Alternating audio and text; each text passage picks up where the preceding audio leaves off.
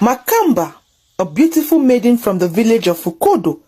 Makamba had stolen the attention of all the men in the village. It was said that whenever she walked past, everybody must turn to look at her. Even those who walked with their women would often turn to admire her beauty. Makamba knew how much she was beautiful, and she didn't let the beauty get in her way. She was humble, brilliant, and very hardworking. The village of Ukodo practiced a tradition that had passed down for generations. Every year, the villagers would gather to celebrate the Maiden's Pride Day, where young women of marriageable age would proudly cross a ritual fire to prove their virginity. It was said that those who were not virgins and made attempt to cross the fire stripped and fell and even faced consequences. But the ones who crossed the ritual fire successfully received gifts from men of marriageable age as show of appreciation for their dedication to wait for their husbands. Most men got married on those days as it was an opportunity to pick their brides. Makamba and her best friend Bana had always been proud to participate in the ritual. Because of her beauty and how everyone admired her, she was not a favorite to most of the maidens in the village.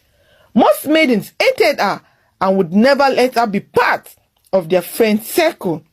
This didn't bother Makamba, as her only best friend, Bana, was always there for her. Bana was her childhood best friend, and they extended it to their adulthood.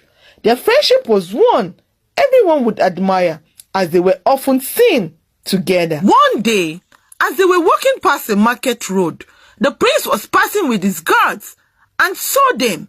He turned to look at them again, but he didn't say a word. Bana was just blushing. Then she told Makamba, "I think the prince likes me." When I turned, our eyes glanced at each other. "Makamba, can't you see how handsome the prince look?" But Makamba told her best friend Bana, "Can you just change the topic? What makes you think the prince would like a commoner like us? We are just common people.